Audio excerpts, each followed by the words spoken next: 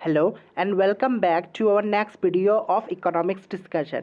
इस वीडियो में आज हम डिस्कस करेंगे क्या क्या एक्सेप्शन है लॉ ऑफ डिमांड कर्व का।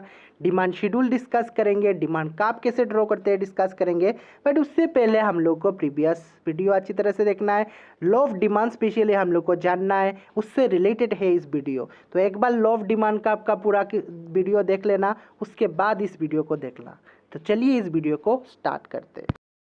तो आज हम डिस्कस करेंगे exceptions to the law of demand. अब लॉ ऑफ डिमांड क्या है? अगर प्राइस ज़्यादा होता है तो कंज्यूमर कम खरीदते हैं, प्राइस कम होता है तो कंज्यूमर ज़्यादा खरीदते हैं, यानी कि inverse relationship between price and quantity demand. तो समटाइम लॉ ऑफ डिमांड में नॉट वर्क। और क्या क्या इंपॉर्टेंट चीज़ें हैं जहाँ पर लॉ ऑफ डिमांड काम नहीं करता है? पहला जो है गिवन गुड्स। तो गिवन गुड जो है वो डेवलप किया है सर रॉबर्ट गिवन ने। वो एक तरह की इन्फीरियर गुड है, तो वो हमने गिवन गुड डिस्कस किया है प्रीवियस वीडियो में। तो एक बार रिकॉल कर लेते हैं। जो consumer large portion of money income spend करता है जब उसका प्राइस ज़्यादा है, एंड कम खरीदते हैं कंज्यूमर जब उसका प्राइस घटता है। इन 19th सेंचुरी में सर रॉबर्ट गिवन ने ऑब्जर्व किया है जब प्राइस रेट बढ़ रहा था तो लो पेड ब्रिटिश वर्कर ज़्यादा ब्रेड को परचेज कर रहे, कम नहीं परचेज कर रहे। उसी को contrary to the law of demand कह रहा है।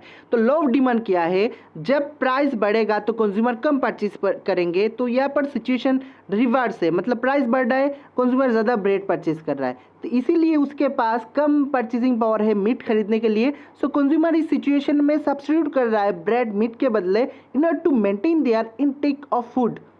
तो रॉबर्ट गिवन ने ऑब्जर्व किया है इस सिचुएशन को डायरेक्ट रिलेशन कहते हैं प्राइस एंड क्वांटिटी डिमांड, इसीलिए वो एक एक्सेप्शन है। हमारा जो अगला एक्सेप्शन है वो है आर्टिकल्स ऑफ डिस्टिंक्शन। तो आर्टिकल्स ऑफ डिस्टिंक्शन देख लेते हैं। The law of demand does not work in case of articles of distinction. तो आर्टिकल्स ऑफ डिस्टिंक्शन में लॉ ऑफ डिमांड काम नहीं करता है, such as jewellery and other luxury goods. यानी कि अदर लग्जरीज में है precious cloth, high priced watch, ऐसी कार, उसमें लॉ ऑफ डिमांड मतलब काम नहीं करता है। तो ये जो आर्टिकल्स ऑफ डिस्टिंक्शन पहला जो आदमी अमेरिकन इकोनॉमिस्ट यानी कि वेबलिन ने पहले इस कॉन्सेप्ट को एक्सप्लेन किया है। तो उन्होंने कहा है कि लोग डिमांड ज़्यादा करते हैं आर्टिकल्स ऑफ डिस्टिंक्शन का जब उसका प्राइस ज़्यादा है, एंड कम डिमांड करते हैं जब उसका प्राइस कम है।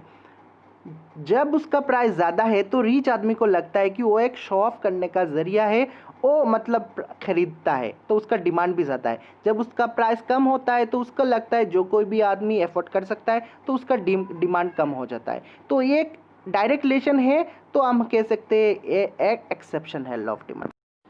थर्ड जो एक्सेप्शंस है लॉ ऑफ डिमांड का वो बहुत ही इंपॉर्टेंट है, वो है इग्नोरेंस यानी अज्ञानता।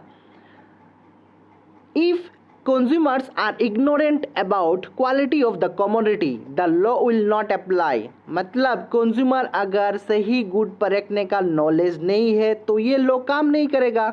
इन सच ए सिचुएशन मतलब इन सच ए case consumers would judge the quality of the commodity from its price। मतलब कंज्यूमर तब जज करेगा quality of the commodity price के कंपैरिजन।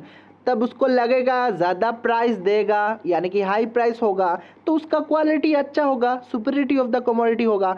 एंड कम प्राइस यानी कि लो प्राइस मीन्स इन्फीरियरिटी, उसको क्वालिटी कम मिलेगा। ये अगर हो गया तो ये लो काम नहीं करेगा। तब क्या हम लोग को दिखाई देगा कि डायरेक्ट रिलेशन दिखाई देगा प्राइस एंड क्वांटिटी डिमांड में। इस सिचुएशन को exceptions of law of demand कहते हैं, तो हम लोग को अच्छी तरह से समझना है। हमारा जो अगला एक्सेप्शंस है लॉ ऑफ डिमांड का वो है एक्सपेक्टेशंस रिगार्डिंग फ्यूचर प्राइसेस। मतलब फ्यूचर में अगर किसी आइटम का प्राइस बढ़ता है कमता है तो ये लॉ काम नहीं करेगा। तो चलिए देख लेते हैं। When A price of a certain good is rising today and the consumers expect future rise in the price they will buy more of it and store it up despite increasing its prices। मतलब अगर किसी product का price आज बढ़ रहा है तो consumer उसको लगेगा कि फ्यूचर में उसका चांसेस है बढ़ने का, तो कंज्यूमर ज़्यादा परचेज करता है, स्टोर करता है। ठीक है, सिमिलरली अगर उसका प्राइस कम होता है तो कंज्यूमर वेट करते हैं और कमने का प्राइस इसी प्रोडक्ट का। तो इसलिए ये एक एक्सेप्शंस कह सकते हैं। हम लोग एक एग्जांपल लेंगे, उससे हम लोग डिटेल्स डिस्कशन करेंगे। हम लोग रियल लाइफ एग्जांपल ले लेते हैं। मान लेते हैं कि ओनियन का प्राइस बढ़ रहा है वो ₹25 से ₹30 हो गया एंड फ्यूचर में उसका बढ़ने का चांसेस है ₹60, तब कंज्यूमर उसका लगेगा वो परचेज करेगा, ज़्यादा स्टोर करेगा। तो यहाँ पर डायरेक्ट रिलेशन दिखाई दे रहा है, तो एक कह सकते हैं exception of law of demand. हमारा लास्ट एक्सेप्शन है लॉ ऑफ डिमांड का, वो है एबनॉर्मल कंडीशंस, यानी कि इमरजेंसी टाइम में लॉ ऑफ डिमांड काम नहीं करेगा। The law does not apply under abnormal conditions in times of emergency like flood, famine or war. The household does not behave in a normal way and consequently law of demand may not operate. ये जो emergency situation है यानी कि flood, shortage दिखाई देगा, food supply, feminine में भी same, वार में भी सेम, तब हाउस होल्ड नॉर्मली बिहेव नहीं करेंगे क्योंकि वहाँ पर सिचुएशन एबनॉर्मल है। तो ये है हमारा 5 एक्सेप्शंस लॉ ऑफ डिमांड का। एग्जाम के लिए बहुत ही इंपॉर्टेंट है, ये हम लोग को अच्छी तरह से देखना है, समझना है। ठीक है, हमारा जो अगला इंपॉर्टेंट कॉन्सेप्ट है इस वीडियो में वो है डिमांड शेड्यूल एंड डिमांड का। तो चलिए डिमांड शेड्यूल को देख लेते हैं, पहले उसका डेफिनेशन को देख लेते हैं। Demand schedule is a tabular statement showing different quantities of a commodity that would be demanded at different price. Consumer different price में different quantity मिलेगा, उसको अगर हम टेबल में प्लॉट करते हैं तो उसको हम डिमांड शेड्यूल कह सकते हैं। ठीक है, तो एक एग्जांपल ले लेते हैं, उससे आपका पूरा कॉन्सेप्ट क्लियर हो जाएगा। तो प्राइस एंड क्वांटिटी डिमांड, जब प्राइस 10 था तब क्वांटिटी डिमांड कंज्यूमर को कितना मिल रहा है, 20 क्वांटिटी मिल रहा है। जब प्राइस 15 मतलब बढ़ गया तो क्वांटिटी डिमांड फॉल हो रहा है, यानी कि 15। जब प्राइस 20 मतलब और भी बढ़ गया तो क्वांटिटी डिमांड और फॉल कर रहा है, 10। ठीक है, तो उसको हम अगर टेबल में प्लॉट करेंगे तो उसको डिमांड शेड्यूल कह सकते हैं। डिमांड शेड्यूल दो तरीका हो सकता है, वन है इंडिविजुअल डिमांड शेड्यूल, नेक्स्ट है market demand schedule. Market demand schedule हम लोग नेक्स्ट वीडियो में डिस्कस करेंगे, पहले डिस्कस कर लेते हैं क्या है इंडिविजुअल डिमांड शेड्यूल। तो चलिए देख लेते हैं। इंडिविजुअल डिमांड शेड्यूल को एक्सप्लेन करने से पहले हम लोग को इंडिविजुअल डिमांड का कॉन्सेप्ट जानना है। चलिए इंडिविजुअल डिमांड का कॉन्सेप्ट देख लेते हैं।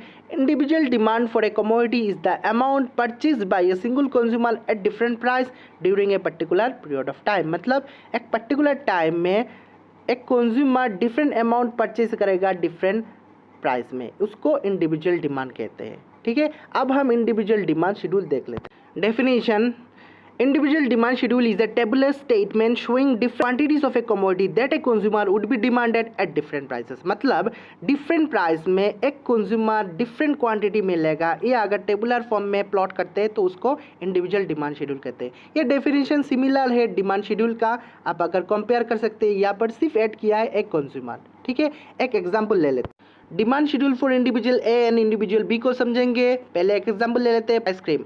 जब आइसक्रीम का प्राइस 21 था तब ए डिमांड कर रहा है 4, बी डिमांड कर रहा है 5। जब उसका प्राइस बढ़ गया 22 हो गया तब ए डिमांड कर रहा है 3, बी डिमांड कर रहा है 4, यानी कि लॉ ऑफ डिमांड काम कर रहा है। जब प्राइस और भी बढ़ गया 23 हो गया तब ए डिमांड कर रहा है 2, बी डिमांड कर रहा है 3। जब प्राइस और बढ़ गया 24 हो गया तब ए डिमांड कर रहा है 1, बी डिमांड कर रहा है 2।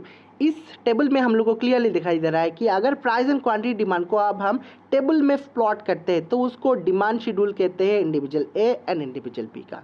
आई थिंक आप लोगों को समझ में आ गया होगा। हमारा जो लास्ट कॉन्सेप्ट है इस वीडियो में वो है डिमांड कर्व। तो डेफिनेशन देख लेते हैं। A demand curve is a graphical representation of the relationship between the price and quantity demanded of a commodity. मतलब प्राइस एंड क्वांटिटी डिमांड का अगर डाटा हम ग्राफ में प्लॉट करते हैं तो एक कर्व निकल आएगा, उसको हम डिमांड कर्व कहते हैं। अब हम डिस्कस करेंगे demand curve for a and individual be with the help of schedule. हमने जो प्रीवियस शेड्यूल डिस्कस किया है वही शेड्यूल लेंगे जिससे आप लोगों को क्लियरली समझ में आ जाएगा। ठीक है, तो इस डायग्राम में हम लोग को दिखाई दे रहा है दो पार्ट है, क्वाड्रेंट 1 है, क्वाड्रेंट 2 है। क्वाड्रेंट 1 में है demand for individual A and quadrant B है demand curve for individual B. तो चलिए क्वाड्रेंट 1 को डिस्कस कर लेते हैं। ओ एक्स रिप्रेजेंट कर रहा है quantity in units, O Y represent कर रहा है प्राइस इन रुपीज़। जब प्राइस 21 था तब ए ने डिमांड किया है 4 यूनिट्स। जब प्राइस बढ़ गया 22 हो गया तब ए का डिमांड फॉल कर रहा है 3 यूनिट्स। जब प्राइस और भी बढ़ गया 23 हो गया तब ए का डिमांड और भी फॉल कर रहा है 2 यूनिट्स। जब प्राइस 24 हो गया तो ए का डिमांड है 1 यूनिट। अगर सभी पॉइंट को जोड़ देते हैं तो डिमांड कब आ जाएगा, डिमांड फॉर इंडिविजुअल ए। चलिए अब हम इंडिविजुअल बी का डिमांड शेड्यूल देख लेते हैं। ओ एक्स रिप्रेजेंट कर रहा है क्वांटिटी और यूनिट्स, ओ वाई रिप्रेजेंट कर रहा है प्राइस इन रुपीज़। जब 21 प्राइस था तब बी ने डिमांड किया है 5, जब प्राइस बढ़ गया 22 तब बी का प्राइस डिमांड फॉल कर रहा है 4 यूनिट्स, जब 23 हो गया तब बी ने और भी डिमांड फॉल कर रहा है 3, एंड जब 24 हो गया तब बी का डिमांड है 2। अगर सभी पॉइंट को जोड़ देते हैं तो बी का डिमांड कब निकल आएगा, वो है D B is the demand curve for individual B. तो आई थिंक आप लोगों को ये कॉन्सेप्ट समझ में आ गया होगा। तो ये था हमारा आज का वीडियो। तो लाइक कीजिए, शेयर कीजिए and don't miss to subscribe my channel. Thank you for watching this video.